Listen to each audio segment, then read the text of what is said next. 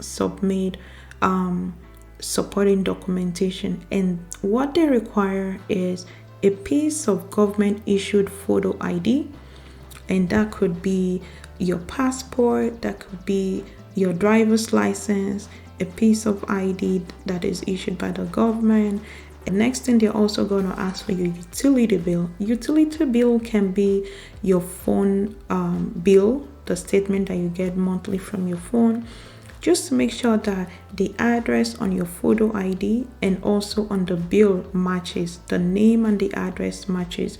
You can also provide credit card statement or your banking statement, provided it has your full name and your current address. And also, you're going to need to take a selfie with your ID card. And these are just processes that they require for you to verify your account. So as I said, you're going to need a piece of photo ID. Number 2, utility bill.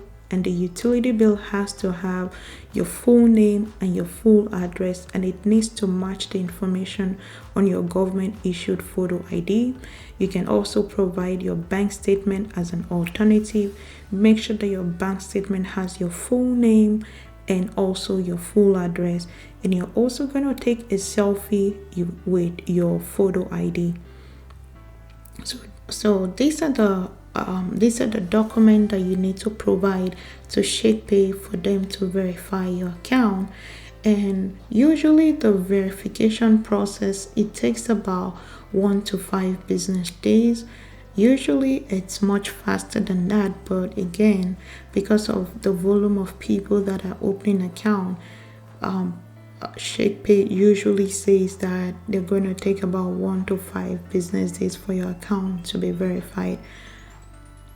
So now, once your account is verified, this is how your dashboard is going to look like. Okay, it's going to show your wallet. Your wallet, it just shows BTC, that is Bitcoin, Ethereum, and also your Canadian dollars. So here you're going to see your wallet. If you want to add funds, if you want to buy or sell, if you want to send your cryptocurrencies, your profile. The platform is very, very, very simple and intuitive.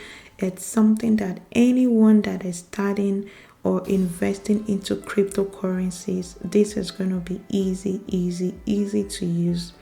Okay, so hey, if you've enjoyed this video, make sure you hit the subscribe button and also the notification bell, and don't forget to like. I really appreciate the support, and until then, I will see you in the next class. Bye bye. Love you. Bye.